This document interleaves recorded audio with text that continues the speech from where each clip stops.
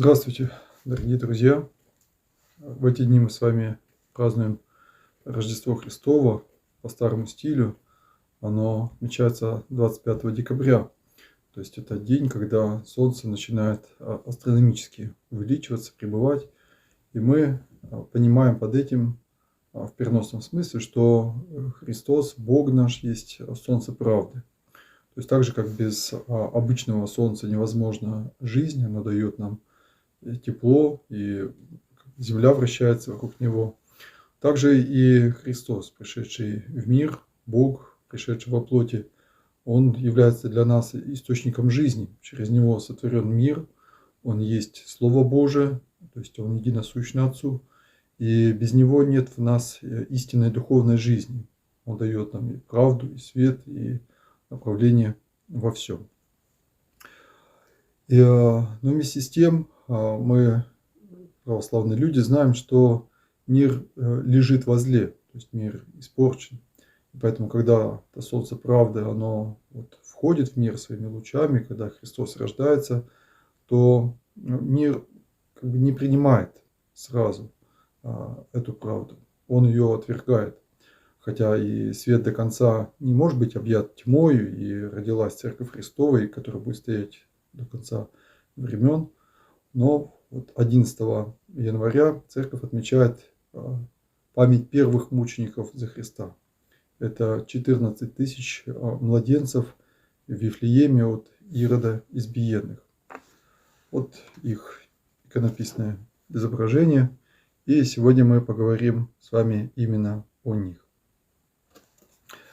Это необычные святые, необычны тем, что это, во-первых, младенцы, то есть еще совсем маленькие люди, которые не обладают до конца своей свободной волей. То есть они принимают страдания за Христа недобровольно, неосознанно.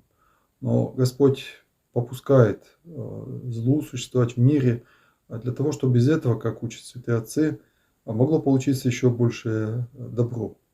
Поэтому даже мы сегодня с вами, послушав историю этих 14 тысяч невинно убиенных детей, мы можем опомниться от того зла, которое сегодня нами уже осознанно, добровольно творится и в нашей стране, и во всем мире. Речь идет, конечно, о грехе абортов, которые, к сожалению, совершаются с согласия родителей, за государственный счет и руками врачей. И поэтому Господь, повторюсь, попускает зло для того, чтобы без этого могло получиться добро. Чтобы мы увидели силу зла, чтобы мы ужаснулись, чтобы мы отшатнулись от него, чтобы мы, как в зеркале, увидели собственные свои грехи. И поэтому Бог не творит зла, не творит зла. Но когда его творят люди, то Он иногда препятствует, иногда, как мы говорим, попускает. То есть не препятствует этому злу, и уважая нашу свободную волю, и преследуя этим свои благие цели. Ну и, разумеется, вознаграждая тех, кто пострадал невинно.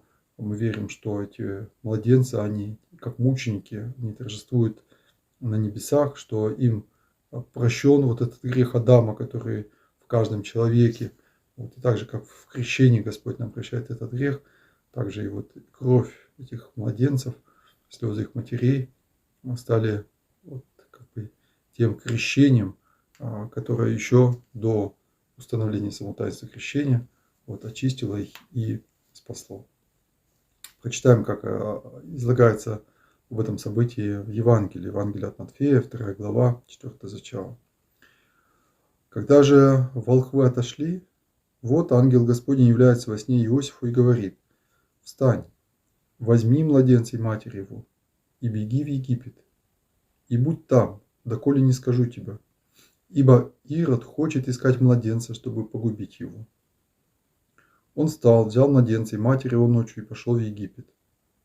И там был до смерти Ирода. Да сбудется реченное Господом через пророка, который говорит: «Из Египта воззвал я сына моего».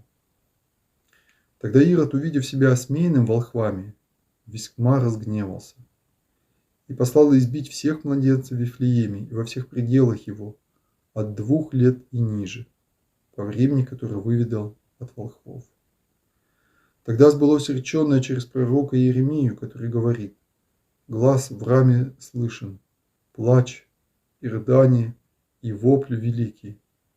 Рахиль плачет о детях своих и не хочет утешиться, ибо их нет. По смерти же Ирода то есть вот, ангел Господень во сне является Иосифу в Египте и говорит: «Встань, возьми младенца и матерь его, и иди в землю Израилеву, ибо умерли искавшие души младенца». Он встал, взял младенца и матерь его и пришел в землю Израилеву. Услышав же, что Архилай царствует в Иудее вместо Ирода, отца своего, убоялся туда идти. Но, получив во сне откровение, пошел в пределы Галилейские, и пришед, поселился в городе, нарицаемом Назарет. Да сбудется реченное через пророков, что он Назареем наречется. Большое примечание, что в Ветхом Завете, кажется, нет места, где напрямую бы вот так говорилось, что Христос, что Он, то есть Спаситель, наречется Назареем. Хотя мы из предания-то и знаем, что Он был Назареем, то есть кто такой Назарей? Назарей – человек, целиком посвященный Богу, который не стрижет волос, этот обычай перешел и сейчас в нашу новозаветную церковь отчасти для духовенства, который не употребляет спиртных напитков. Вот таким был в том числе и Иаков, брат Господень по плоти, то есть сын Иосифа, мнимого отца Христа, сын Иосифа от первого брака, который непрестанно пребывал в посте и молитве. Так вот, такого указания вроде бы в Ветхом Завете нет непосредственно таких слов, но здесь мы с вами встречаемся, по-видимому, с устным преданием. То есть многие ведь пророки не оставили книг. У нас в Библии есть много пророческих книг, но многих пророков мы знаем, помним, они есть в наших богослужебных местословах, но книги их нет. То есть их слова, видимо, передавались из уст в уста. И вот вера во Христа Спасителя, как она была глубока, как она была повсеместна в благочестивых людях, в пророках, которые и думали о нем, и молились о нем, и ждали его. То есть они верили в то, что в человеческом облике придет спасение. В то, что Бог спасет людей с участием самих людей. То есть вот такая вера в человека, то, что человек все-таки при всей своей испорченности, что он свят, что он создан по образу Божьему, что он сможет стать непорочным, вот она и осуществилась во Христе, который, как мы верим, является безгрешным, являясь таким новым творением Божьим по сравнению с Адамом, да, с первым творением. Вот он действительно спасает нас, вводит в небесный Иерусалим.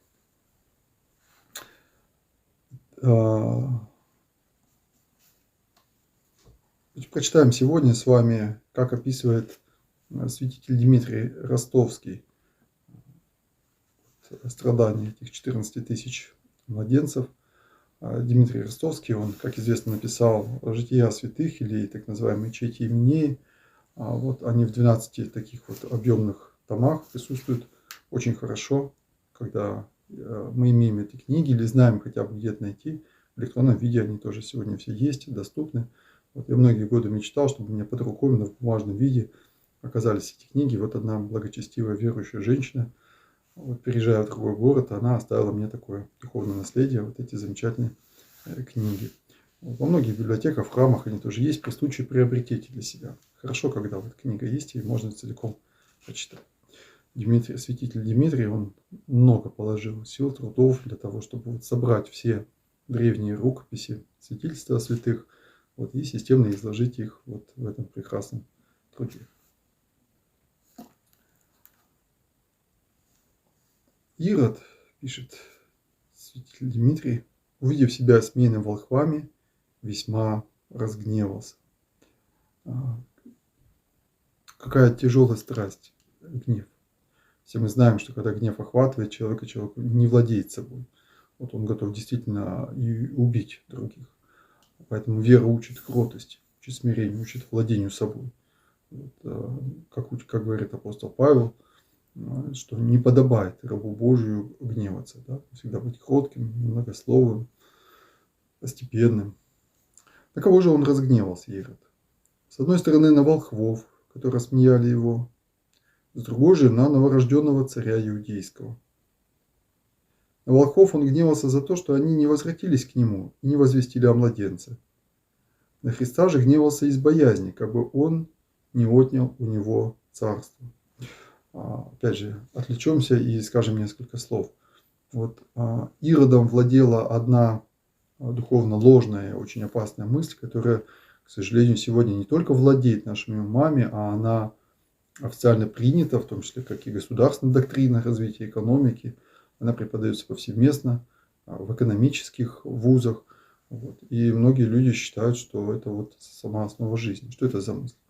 Это мысль о том, что человек – это биологическое существо, и то, что вся жизнь она должна быть построена на соперничестве, на состязании, на конкуренции. В том, что, дескать, вот ресурсы ограничены, в том, что наша жизнь – это борьба за выживание, за биологическую жизнь. Вот, и поэтому топчи других, пока не затоптали тебя.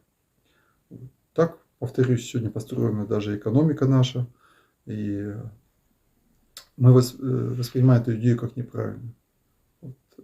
Недавно мы встречались с одним товарищем, с которым вместе как раз учились на экономическом когда-то факультете, и вот он сам, работая в бизнесе, вот он поделился со мной одной книгой, в которой как раз, вот почему она ему понравилась, как раз проповедуется другая идея, о том, что экономика может быть построена не на конкуренции, а на сотрудничестве, на единстве, на взаимном служении.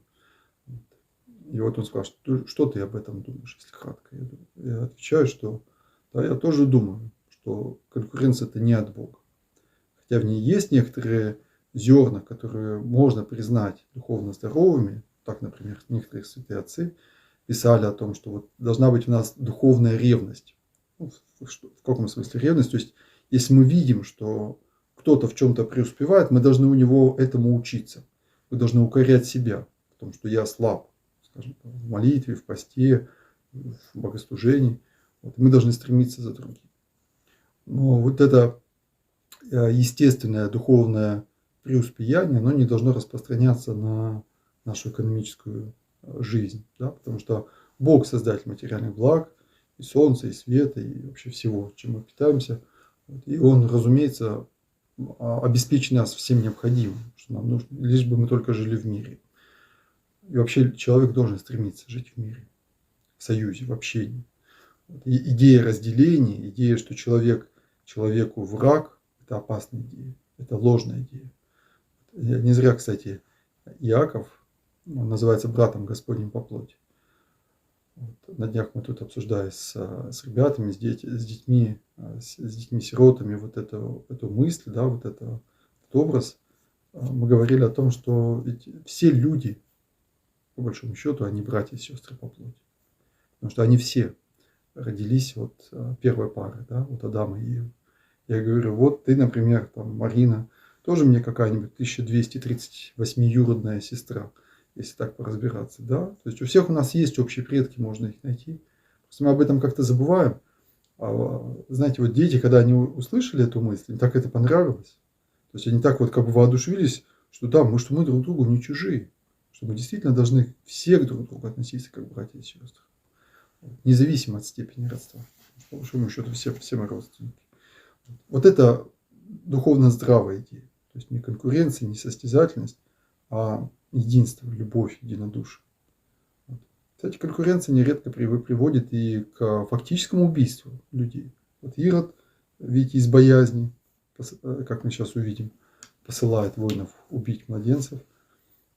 А ради конкуренции тоже часто захваты, поглощение, слияние, рэкет, шантаж, уничтожение конкурентов, экономическое уничтожение, то есть, допустим, демпинг, так, чтобы другая фирма разорилась и совершенно перестала существовать. Вот. Или физическое устранение. Сколько таких вот наемных убийств совершалось и ныне совершается, хотя уже, может, в меньшей степени.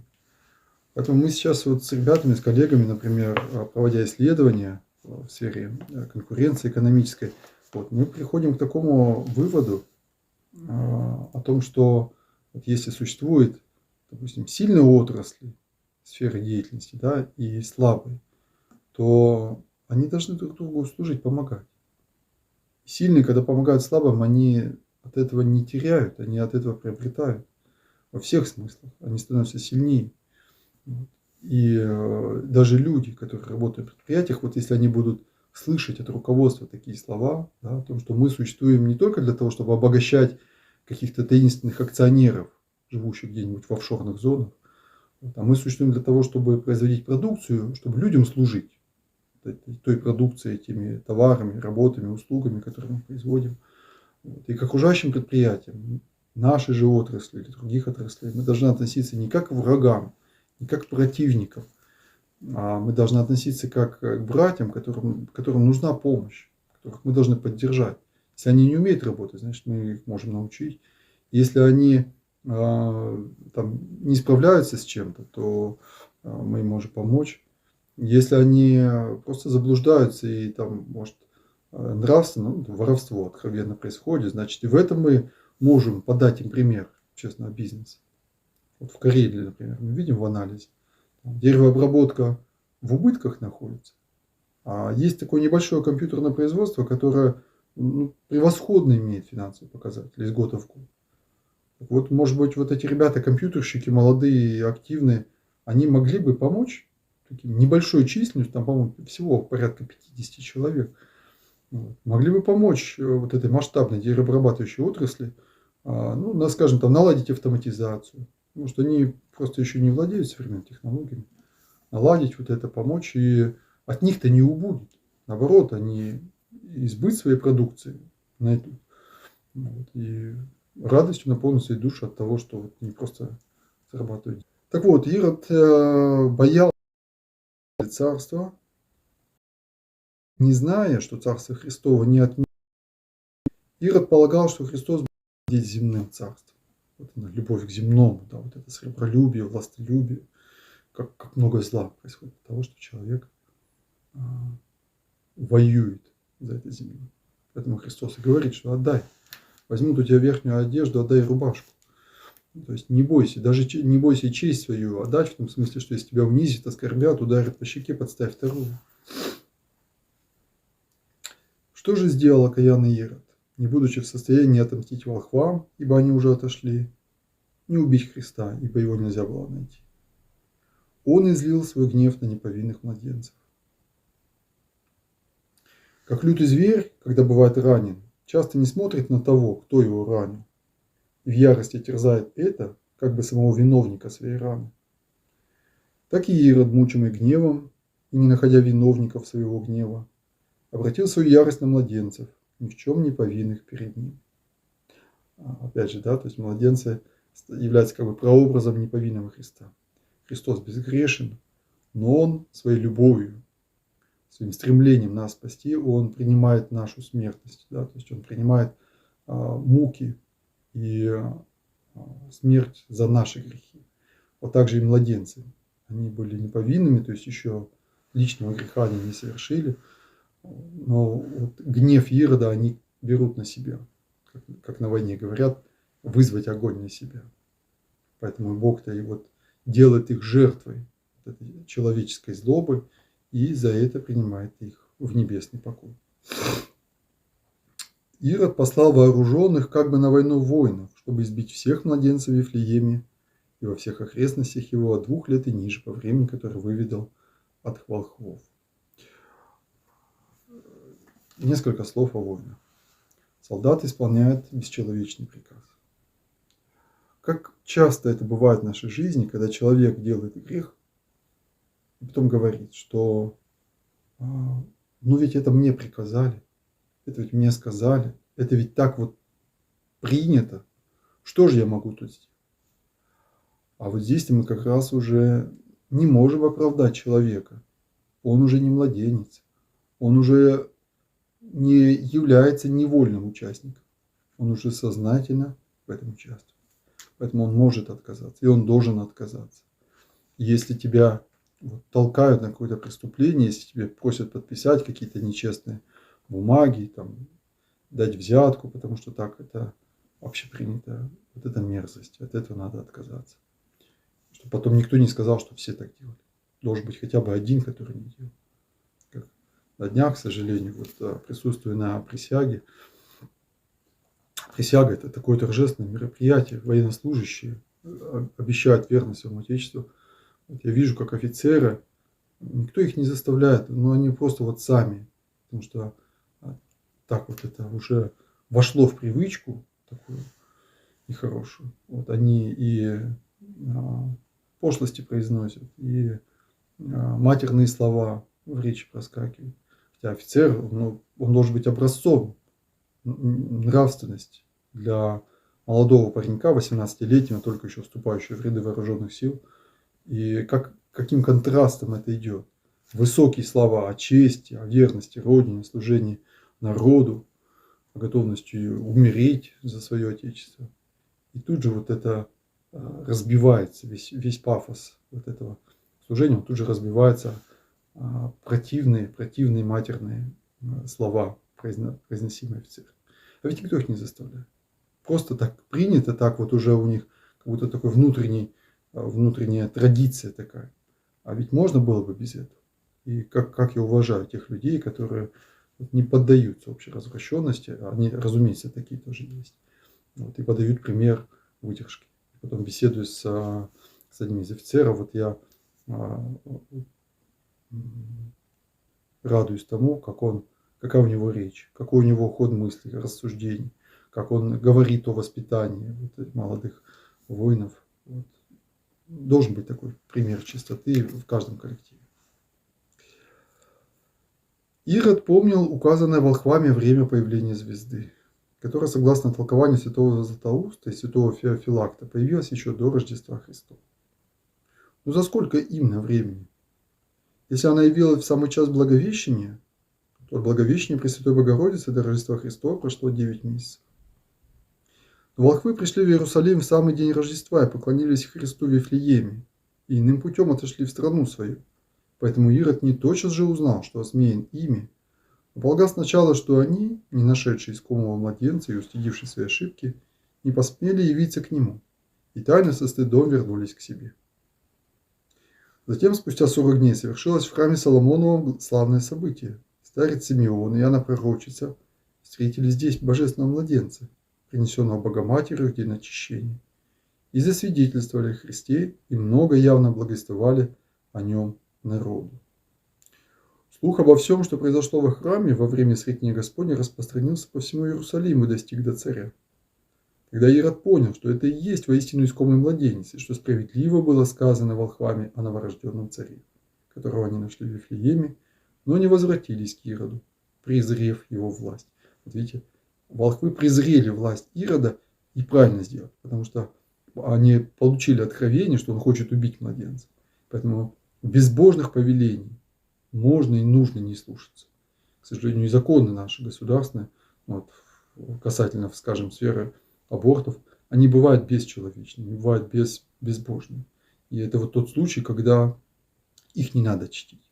Если закон не признает право человека с момента зачатия, значит, это неправильный закон. Тут мы должны говорить о приоритете божественного закона, безусловно, над законом государственным. К счастью, таких случаев не очень много. В основном все-таки законодательство оно направлено действительно на пресечение зла, на защиту добра. Но к чему я это сказал? О том, что человек должен свою нравственность строить не по юридическому закону. Он должен быть выше юридического закона. Он должен чтить, уважать государственный закон, но закон – это не высшая форма нравственности. Закон может ошибаться. И мы иногда видим такое, когда приходят, скажем, семейные пары в женскую консультацию, и мы видим с ними разговор о сохранении жизни ребенка, и говорят, а мы ведь ничего плохого не совершаем. Закон же это не запрещает, закон же разрешает, значит можно. Это тот пример, когда человек свою совесть устраивает, увязывает с писанным законом. Простите, хочется спросить, а если завтра закон будет разрешать эвтаназию? А если он во многих странах разрешает однополые браки? А если завтра закон сделает обязательным, скажем, уже не только допустимым, а обязательным умерщвление пожилых людей, больных людей? И вы тоже будете свою маму, своих родителей, вы тоже повезете в силу закона на какую-нибудь прививку, от которой они скончаются. Вот. Ну, имеется в виду вот на эвтаназию. Нет, ребят. Чтобы правильно понимать юридические законы, вы должны знать божественный закон. Тогда, как говорится, с древности еще знали, не лежит закон для праведника. Да? То есть мудрому не нужен закон, у него есть разум. Будешь выше закона. Соблюдая закон, ты будешь выше. Беззаконный Ирод разъярился необычайно. Он тотчас же стал пытаться найти младенца с помощью коварства и тайных ухищрений, но не мог. Ибо Иосиф бежал с ним в Египет тотчас же после бывшего ему видения. Старания Ирода найти Христа продолжались в течение года. После этого ему по какой-то причине понадобилось отправиться в Рим, в Кесарию. Ирод был в великом смущении, что еще не нашел искомого младенца, ибо боялся, как бы в его отсутствии не нашелся и не прославился в народе новый царь, и не отнял бы у него иудейское царство. Поэтому он тотчас же решил в уме своем избить всех детей вифлеемских, чтобы погубить таким образом вместе с ними родившегося царя. И совершилось это беззаконное детоубийство в первый год по Рождестве Христову, 29 декабря. В этот день и принято церковью, 29 декабря по старому стилю, в этот день и принято церковью праздновать память избиенных младенцев. От времени же появления звезды прошло тогда 1 год и 9 месяцев. А то, что Ирод избил младенцев от 2 лет и ниже, это он сделал из боязни и для большей безопасности. Так святый Златоуст говорит: не дивись, что Ирод повелел избивать младенцев от 2 лет и ниже. Ярость и боязнь сошлись в мучителе, поэтому Ирод стал весьма осторожен и от великой боязни обрек на убиение и более старший возраст. Согласно с этим говорит и Ефимий Зегабин. Ирод полагал, что звезда не тотчас же появилась к волхвам, что младенец родился задолго до ее появления. Для большей безопасности он и повелел предварить время на 2 года. Еще небольшое пояснение, что вот эти персидские волхвы, мудрецы, они были звездочетами. То есть они следили за звездами, и, как мы говорим в тропаре праздника, Рождество Твое Христе Боже наш, воссия мирове свет разума, в небо звездам служащие, звездой учахуся, Тебе кланяйтесь, солнцу правды, Тебе ведите с высоты востока, Господи, слава Тебе. То есть для людей, которые жили еще до пришествия Христа, которые забыли Бога истинного и которые по звездам пытались понять пути Творца, вот, Господь как бы снизошел к их немощи и через звезду привел их, к чему? К поклонению Христу. Сегодня же, когда мы знаем уже Христа, когда мы видим Его дивные дела, когда мы знаем ясно откровение Божие, никакие гадания, гороскопы, то есть занятия вот этими слежкой за звездами, никакие приметы суеверия, талисманы, обереги, привороты и так далее недопустимы для человека. Они являются грехом, являются грубым нарушением первой заповеди, что я Господь Бог твой, и не должно быть у тебя других богов, кроме меня. Особенно сейчас будьте, пожалуйста, к этому внимательны, потому что по дьявольскому ухищрению именно во дни Рождества Христова почему-то люди с особым усердием начинают предаваться вот этим магическим, оккультным вещам, как бы глумясь над самим праздником.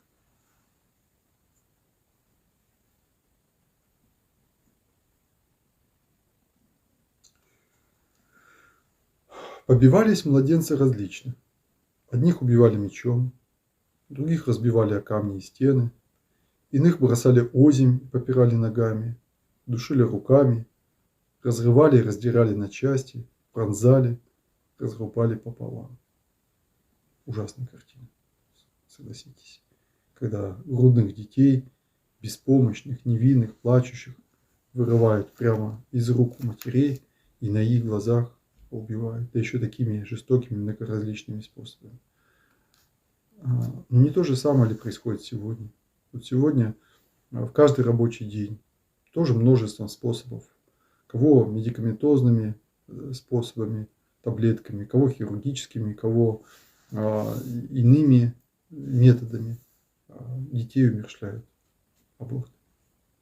И вот 14 тысяч младенцев, ну, если мы условно будем считать, что за неделю войны справились с этим наказанием, то, открыв статистические данные о числе прерываний беременности в России, это порядка 600-700 тысяч случаев в год, разделив это на 52 недели, 51 рабочую неделю в году, мы с вами получим ту же самую цифру. Порядка 10-15 тысяч в неделю это происходит. То же самое. Только гораздо хуже. Гораздо хуже, потому что там жестокие воины, которые получали за это жалование, не ценили человеческую жизнь, они это делали. А мамы были против, но они просто никак не могли спасти детей. То сегодня аборты совершаются с решением, согласия матерей, которые сами идут, сами отдают, и при этом почти и не плачут, хотя и терзаются. Слезы придут потом, через много лет. Как часто нам это приходилось видеть, слышать эти слезы покаянные, иногда спустя десятки лет, спустя полвека. Ну а сейчас все тихо, спокойно, в операционных, руками врачей, которые те же суть воина-убийцы становятся, если они делают сознательный аборт.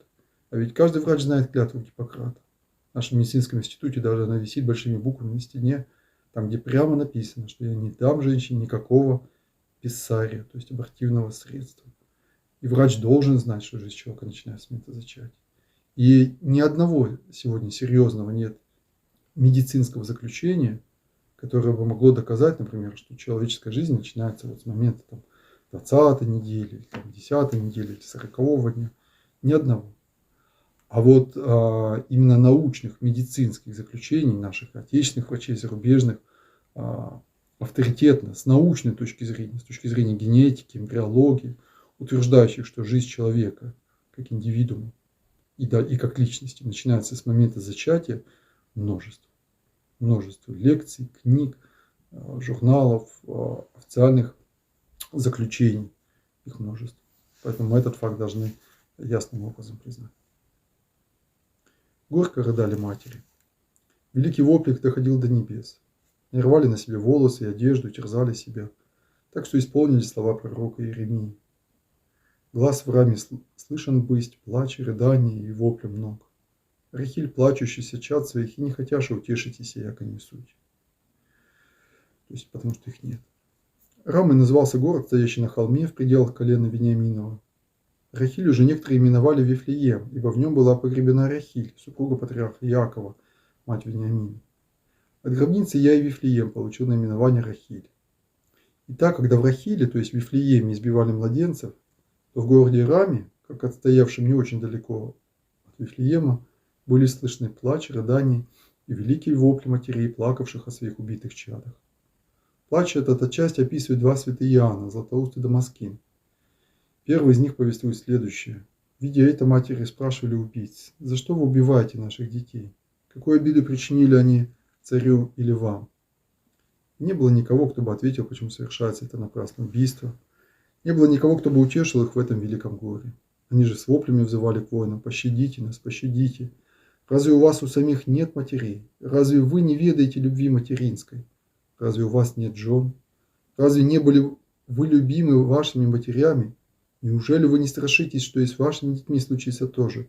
Сжальтесь над нами. Не лишайте нас детей наших, но избейте сначала нас самих, ибо мы не в силах перенести смерть наших детей. Пронзайте нас самих. Если наши дети причинили вам какое-либо зло, то пусть и мы умрем вместе с ними». Вот эти слова, они могут стать для нас вдохновением для покаянной молитвы. Ведь сегодня церковь, строго осуждая грех аборта, она все-таки со снисхождением относится к тем, кто совершил его, бывает, по неведению. Да, еще в те времена, в советские времена, когда правда об абортах и не звучала совсем. А те, кто совершил его, может быть, по страху, по малодушию, по давлению обстоятельств, хотя это не снимает полностью вины, но, так сказать, несколько ее облегчает. Того, кого запугали врачи теми или иными патологиями, допустим, болезнями ребенка. И человек, который совершил этот грех единожды или многожды, не должен отчаиваться. он должен каяться. Мы верим, что Бог всемогущий. Вот. Он пришел для того, чтобы простить нам наши грехи. И когда человек искренне кается, то Бог ему прощает. Если он, конечно, этот грех потом не повторяет, если он не сохраняет в себе сочувствие к греху, если это покаяние не лицемерно. А более того, покаяние должно быть еще и деятельнее. И я с радостью иногда вижу, что приходят люди, женщины, иногда и мужчины, которые осознают сделанный когда-то грех прерывания беременности. И они говорят, а чем мы можем поучаствовать теперь, чтобы других людей переубедить в этом, чтобы помочь тем, кто вот хочет рожать, и у них не хватает средств. Приносят деньги, просят передать их, собирают вещи, готовы купить там, кроватки, коляски, игрушки, готовы оплатить жилье съемное вот, для женщин в сложной жизненной ситуации, готовы жертвовать на содержание приютов, есть такие приюты, готовы оплачивать книжки, брошюрки, листовки. Вот, например, вот эта книжка, она куплена тоже на пожертвования на вот, кающихся людей, которых попросили, говорят, вы специально пошли, купили, заказали эти книжки, передали, говорят, раздайте, пожалуйста, тем, кого она может остановить. Как называется, любить и любить, как остановить близких от греха детоубийства. И действительно, эта книжка, она кого-то может очень серьезно повернуть. Вот. Вспоминаю рассказ одной женщины, кстати, это вот рассказ и публикация этого рассказа тоже может быть очень мощным средством в социальных сетях. Рассказ женщины, как она боялась рожать ребенка, потому что муж выпивал, вот, и она боялась за здоровье ребенка. Ну вот встретился один знакомый несколькими словами, просто заставил ее задуматься даже. Чего ты раньше времени испугалась? Сходи сначала спроси. И она действительно пошла к врачу и говорит, а какие у меня там риски, шансы? Врач сказал, да ничего, рожайте, все будет в порядке. И вот недавно я общаюсь с этим ребенком, вижу его, уже взрослая девушка, студентка, и думаю, вот надо же, какая-то минутная слабость матери могла не появиться, дать не появиться вот этой прекрасной девушке на свет. А сегодня она такая вот, умная, спрашивающая, думающая. Даже помню, что в той аудитории, где я был, вот она одна практически, и задавала вопросы, и участвовала в беседе в нашей. Потому что мама верующая. Мама верующая, мама сама потом, вот, в силу этих разных обстоятельств, пришла к вере, к церкви, причем серьезно пришла. Вот, не поверхностно, а действительно так, глубоко. И дочери это смогла передать. Поэтому дочь может поддерживать духовную беседу. Все остальные молчат, ну, слушают, пассивно слушают, активно не участвуют. А мать вот, в дочери это воспитала. Прекрасно. Поэтому человек не просто живущий, а еще и верующий. Так вопили эти женщины в сердечной тоске. И, обезумев от печали, забывшие стыд, растирали на себе одежды. От скорби били себя в грудь, терзали себе лица, рвали волосы и призывали небеса в свидетели, взывая к Богу. О, Владыка наш Господи! Что значит эта великая жестокость царя? Он восстает на Твое творение. Ты создал, а он убивает. Ты дал нам детей, а он отнимает их у нас. Зачем родили мы на свет мальчиков, если наши младенцы должны подвергаться столь жестокой смерти? Да, дорогие друзья, мы должны самым главным вопросом с воплем обращаться именно к Господу Богу. Потому что Он Вседержитель. И Он даже вот это зло, которое уже на протяжении 100 лет давлеет над нашей страной и над многими другими странами, Он может его остановить. И может настанет то время на земле, когда только в книгах, в учебниках по истории будет вспоминаться, что когда-то это было разрешено, дозволено. А настанет то время, когда действительно каждый человечек зачатый, а значит уже существующий, он будет цениться и оберегаться и государством, и общественным. Святый Иоанн Дамаскин повествует об этом плаче так. Матери, претерпевшие страдания при рождении своих детей, сидели при трупах убитых младенцев, с распущенными волосами, воздевая руки к небу. Они рвали на себе волосы, посыпали волосы пылью, призывали небеса в свидетели, обливая слезами, так говорили к отсутствующему Ироду, как бы к присутствующему. Что значит это повеление твое, царь, направленное против нас? Разве ты не отец своих детей? Разве ты не знаешь, как велика любовь родителей к детям? Звезда ли оскорбила тебя? Но почему ты тогда не направляешь свои стрелы в небо, а иссушаешь молоко в наших сосцах? Волхвы ли причинили тебе зло? Но тогда почему же ты не воюешь с Персией, а лишаешь детей Вифлеем? Если родился новый царь, и ты узнал о нем из книг, то схвати Гавриила, то есть архангел, и посади его в темницу. Вскоре по избиению святых младенцев, число коих было 14 тысяч, казнь Божия постигла и самого убийцу, царя Ирода. Жесток был конец его жизни, как повествует о том святой Феофилакт. Одержимый горячкой и болезнью внутренностей, опухолью ног, зарождением ноздрей, трясением всего тела и распадением всех членов, лукавый царь с недаемыми червями в страшных мучениях испустил дух. А еще по одному из преданий он болел и разложением детородных органов. То есть против чего согрешил против жизни, против младенцев. И поэтому именно органы, которые ответственны за творение новой жизни, вот у него особенно жестоко страдали. И зловоние было такое, что приблизиться было к нему невозможно. Повествуется также, что ему недостаточно было избить вифлеемских младенцев, но еще при самой кончине своей он предал смерти множество знатнейших и славнейших граждан Иерусалима. Так он казнил Гиркана, первосвященника иудейского, а также всех тех первосвященников и книжников народных, которые раньше спрашивали, где должен родиться Христос, которые ответили ему в Вифлееме иудейском. Всех он впоследствии умертвил мечом. И это было для них праведным судом Божьим, так что все они вместе с Иродом скончались в жестоких мучениях, как возвестил о том ангел Иосифа в Египте. Умерли, искавшие души младенцев. Я хочу, дорогие мои, обратить внимание о том, что Бог разговаривает через ангела именно с Иосифом о том, что касается защиты жизни Богомладенца. И Дева Мария по своей святости, очевидно, ближе к Творцу, к Создателю. Но Господь, вот Он, создавая мир, создавая человека, Он задает определенные законы жизни. И не хочет сам же эти законы нарушать. Даже в чудесных своих делах он стремится соблюдать собственный закон. Поэтому если он поставил мужчину изначально при творении человеческого рода физически более сильным, то есть таким добытчиком, защитником, то и здесь он Деву Марию, носящую в чреве от Духа Святого, будущего Спасителя, вот и Деву Марию он тоже не лишает вот этой мужской помощи и защиты. Он мог бы, конечно, ее руками ангелов оберегать и просто своим всемогуществом. Но вот он находит человека, вот этого праведного Иосифа, трудолюбивого, честного, целомудренного, который должен вот те вот функции, которые делает мужчина, он должен выполнять. И когда надо ее сберечь от этого где-то погубления, то он Иосифу говорит: встань, возьми младенца, матерь, беги в Египет. Они уходят в Египет. Потом ему же говорит, что вот вернись назад. Потом ему же Иосифу говорит откровение, что вот не в Вифлеем возвращайся, а в другой город. И они уходят в Галилею, в город Назарет.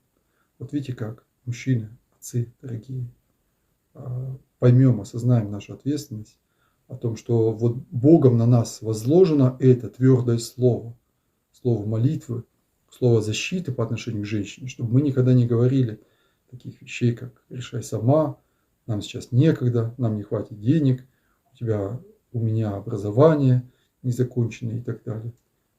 Если у тебя нет денег и образование незаконченное, тогда дружи с девушкой просто так, за ручку ходи, гуляй.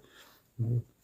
Ничего большего я не предлагаю. А уж если ты живешь с ней как с женой в браке, ну, значит, неси полную ответственность. Да? И помни о том, что Бог всемогущий, Он тебе помощник, если ты ведешь себя как мужчина. И как только ты решишь и скажешь: да, это мой ребенок, хоть и не вовремя, хоть я боюсь, но ни в коем случае не совершу грех, вот тут же видишь, как Бог на тебя начнет посылать свою помощь. Тут же тебе предложат должность более высокоплачиваемую, тут же на тебя свалится куча разных государственных пособий, субсидий. Тут же люди, сколько я таких случаев видел, знаю, родственники там дадут квартиру пожить и прочее, прочее. Вот незримо, опять же, через людей. через людей Бог тебе будет помогать, исполнять твое же призвание. Поэтому знай свое место, знай свою роль, свою должность. Вот, и проси, но не надейся только на себя, но проси помощи у Господа. А Он уже совершит. Он поможет тебе стать настоящим мужем, отцом, братом и так далее.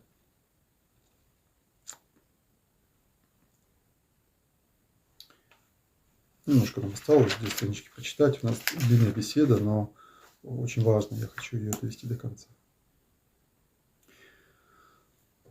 Очевидно, искал не один Ирод, но все советники его, первосвященники и книжники. Поэтому и умер не один Ирод, но и все, искавшие вместе с ним души младенца. Видите, то есть зло было не только личное Ирода, но и многие другие были, которые не ждали Спасителя, как действительно избавителя от греха, а вот мечтали только лишь о земном царстве. Тот был умершлен самим Богом, а эти были избиты Иродом. Кому они сочувствовали, от того и приняли жестокую кончину. Вот какой сильный урок, что не участвуй в делах зла. Иногда человек вот соглашается на какую-то систему, соглашается на какой-то совет нечестивых, думая, что вот сейчас я тут там вот эту взятку там дам, вот здесь я вот в этом поучаствую, вот это сильные люди, они мне защитят. Да эти же сильные люди, они тебя и убьют. Они же тебя и подставят, они же тебя и бросят. Вот Бог так сделал, что кому ты послужил, на кого ты понадеялся больше, чем на правду Божию, от них же и примешь. Они же тебя и отправят в тюрьму, они же тебя и лишат жизни, они же тебя и опозорят перед всеми людьми. Поэтому бойся Бога и общайся с людьми так, чтобы не стыдно было. Не только перед сильными мира сего, а что перед простыми людьми было не стыдно. Как царь-пророк Давид говорит в псалме своем 118. Он говорит, говорил правду перед князьями твоими и не стыдился. Вот, научись это говорить, правду начальству. Научись отказаться, скажи, нет, я не буду в этом участвовать.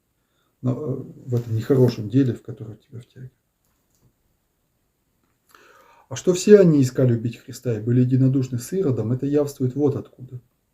Когда скончался праведный старец Симеон, богоприимец, свидетельствующий о Христе в храме и перед всем народом, то они за это не сподобили его достойного погребения, которое бы приличествовало столь святому мужу, премудрому учителю, прозорливому пророку и уважаемому всеми старцу.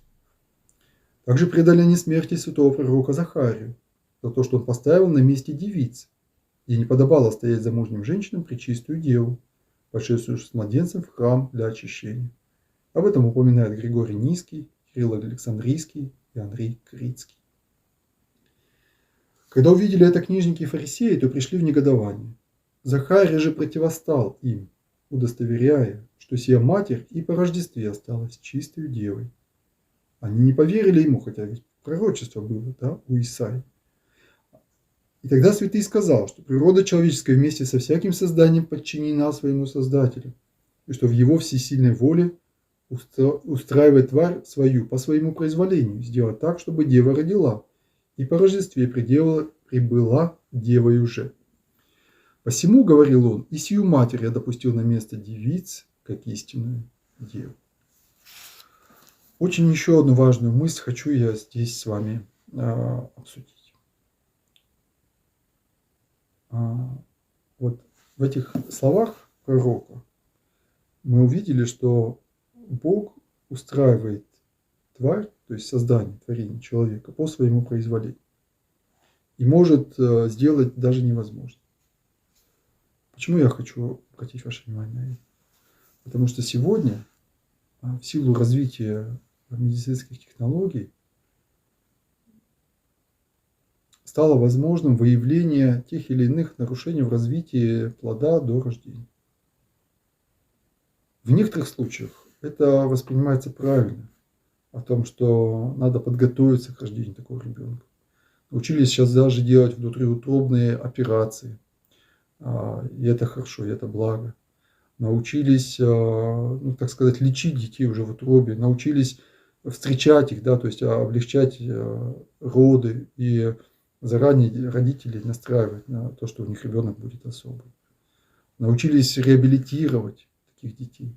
Вот я помню, несколько лет назад мы разговаривали с одним врачом, активно внедряющим современнейшие технологии на эту тему. И он говорит, знаешь, У нас медицина, она отстает, но в мире есть такие технологии, которые позволяют делать почти невозможное, то, что нам казалось немыслимым. Раньше полгода человек лежал на вытяжке, а сейчас его на третий день уже ставят на ноги. И также и с детьми. То, что раньше казалось неизлечимым, то, что казалось приговором на всю жизнь, сегодня уже делают, лечат. И глухих делают слышащими, и слепых делают зрячими, даже с полным отсутствием зрения, и электронный глаз уже, все это сегодня уже существует и появилось. И сколько существует разных и ортопедических средств, и средств движения и так далее. И так далее. Поэтому, говорит, от меня, как от врача, скажи, пожалуйста, людям, передай, не бойтесь этих особых больных детей, не бойтесь. Пусть они рождаются на свет, это другая жизнь, но это жизнь тоже. Даже более, может быть, настоящая, чем та жизнь, которую мы себе рисуем в головах, такие, что все здоровенькие, крепенькие и так далее. Да, бывает, рождаются больные дети с аутизмом, с детским церебральным параличом.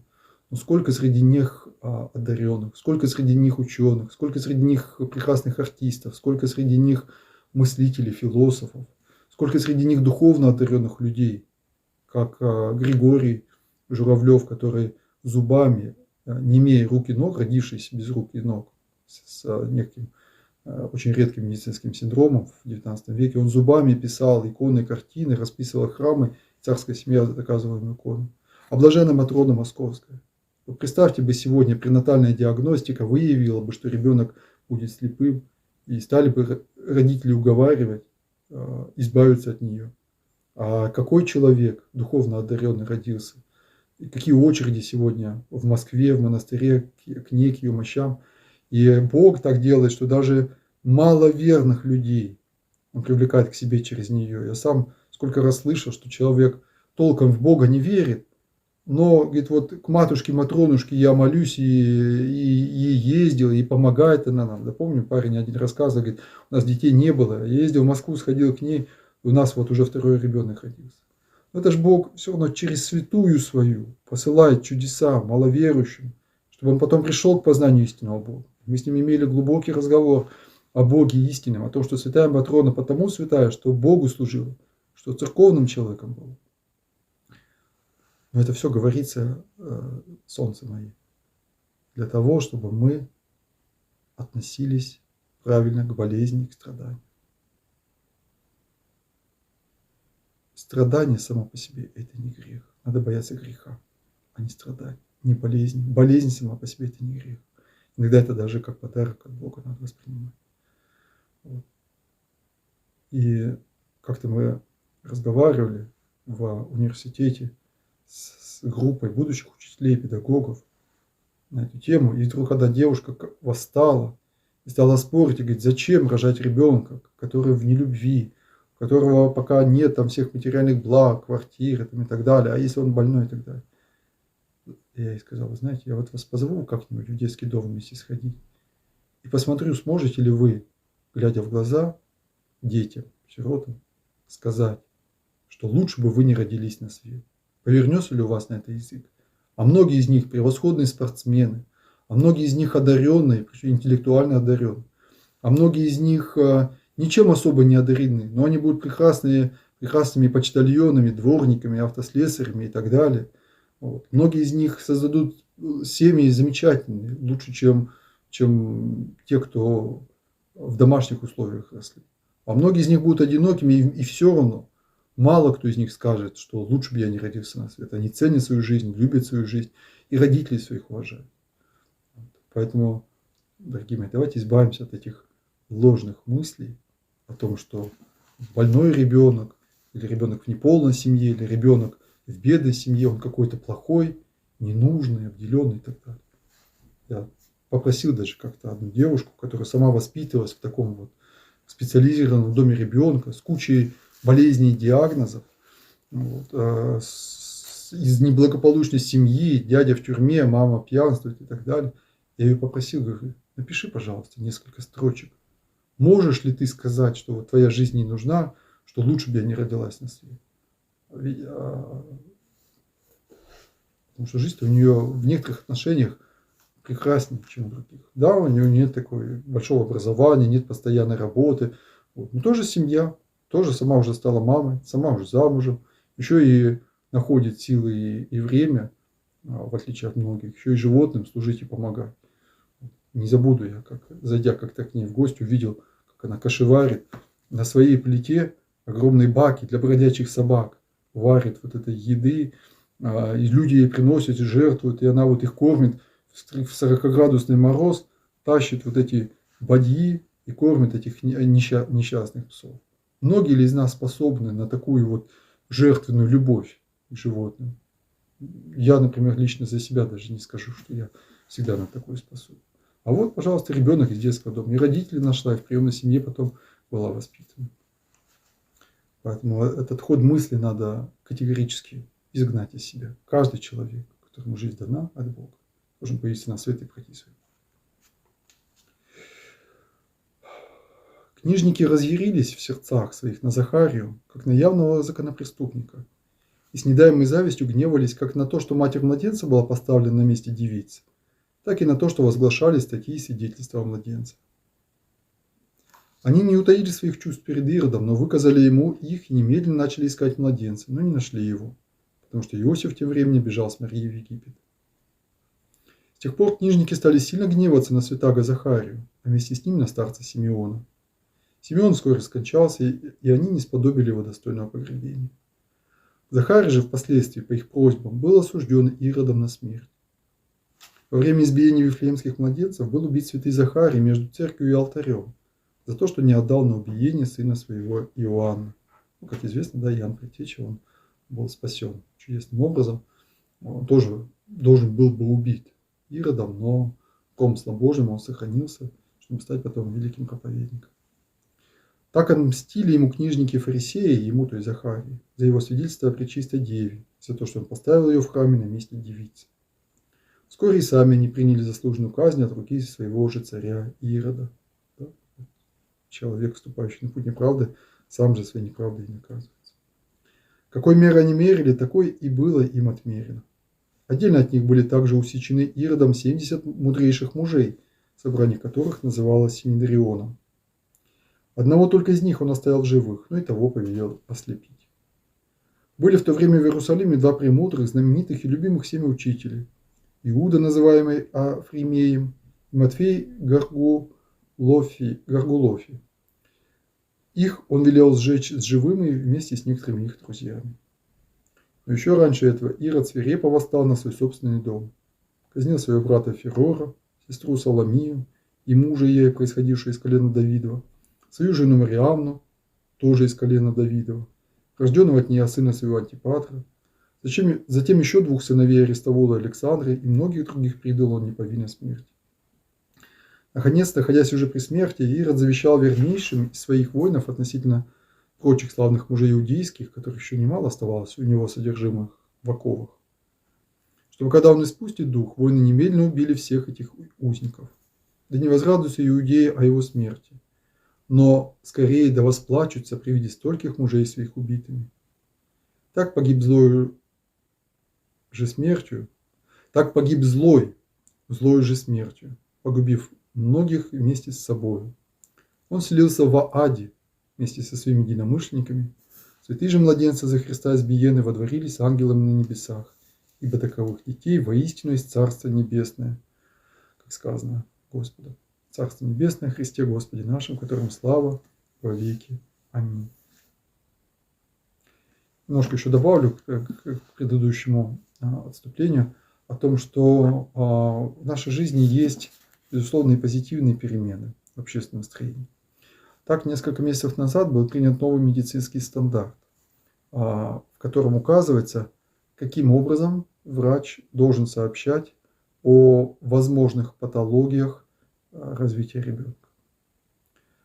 Врачу запрещено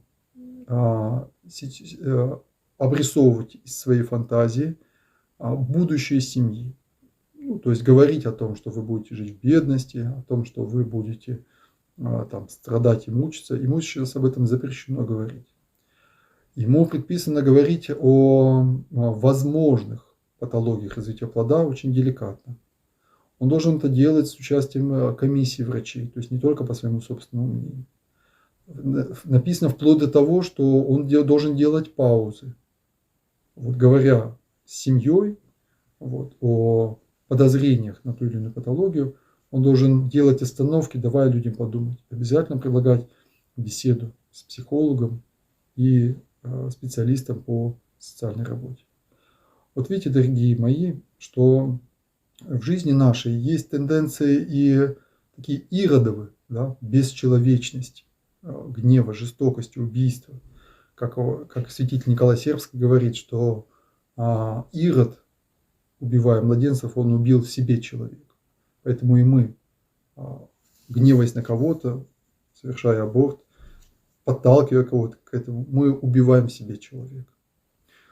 Вот. А младенцы, наоборот, они, так сказать, своим мученичеством и стали настоящими людьми, потому что они стали жертвой за Бога. Поэтому быть служителем Божьим, быть жертвой за Бога, вот это и есть истинно человеческое достоинство. Поэтому постараемся мы осознать эти важные истины, о которых сегодня говорилось. Постараемся мы активно участвовать в том, чтобы мир наш менялся к добру.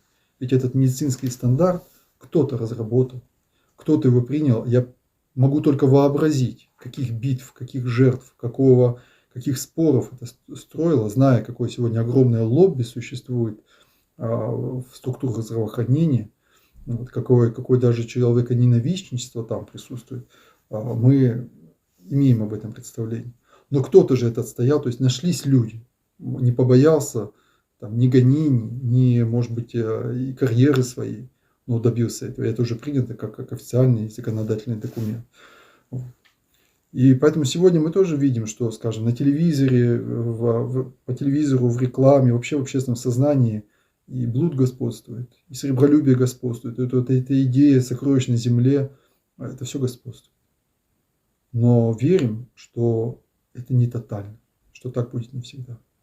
Нас всех с вами Господь призывает, вот, как самого Христа, вот, призывает быть свидетелями Его, призывает бороться за Его правду и не боясь положить даже свою жизнь, призывает бороться за утверждение правды Его на земле. Закончим нашу беседу тропарем и кандаком в честь святых мучеников младенцев Вифлеемских. Болезнями святых, ими же о Тебе пострадаши. Умолен буди, Господи, и вся наша болезнь исцели, человеколюбче, молимся. Мы сегодня говорили с вами об этом много раз, о том, что их болезнями, то есть страданиями святых, которые за Тебя пострадали, будь умолен, Господи. То есть умилостивься над нами, над нашими грехами, и наши болезни исцели, наши греховные болезни, эти наши болезни ума, тщеславие наше, страхи наши, пролюбие наше, плотоугодие наше, сластолюбие наше, неверие наше, вот их исцели, Господи, молимся. И кандак. Звезда волхвы посла к Ротшибуся, и Ирод неправедное воинство посла люто. Убейте меня во яслях, яко младенца лежащих. То есть пришли волхвы для того, чтобы сказать о правде, но Ирод не понял эту Божью правду. И неправедное воинство, вот они, да, солдаты, если они идут против Бога, то в данном случае они становятся неправедными.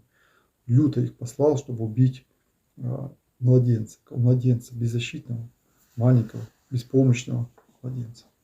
Этот младенец, придя в совершенный возраст, он примет смерть за всех людей, он крест примет за нас, и он воскреснет из мертвых и вознесется на небеса, чтобы всех нас, верующих в Него, сделать как дети перед Богом, чтобы сделать нас детьми Божьими, чтобы нас возвести в это Царство Отца нашего Небесного. Благодарю вас, дорогие, за ваше внимание. Господь да будет с вами, да просветит ваши умы и сердца. Здесь еще вспомнил на прощание, хотел показать, если кто-то не видел. Вот так выглядит ребеночек, младенец трехмесячный, то есть в возрасте 10-12 недель с момента зачатия. В этом возрасте еще как как раз совершается это убийство, то есть аборт, прерывание беременности.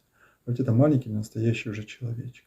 Все части тела и все органы чувств, и голова, и вся нервная система, все у него уже сформировано, только пока еще маленькое.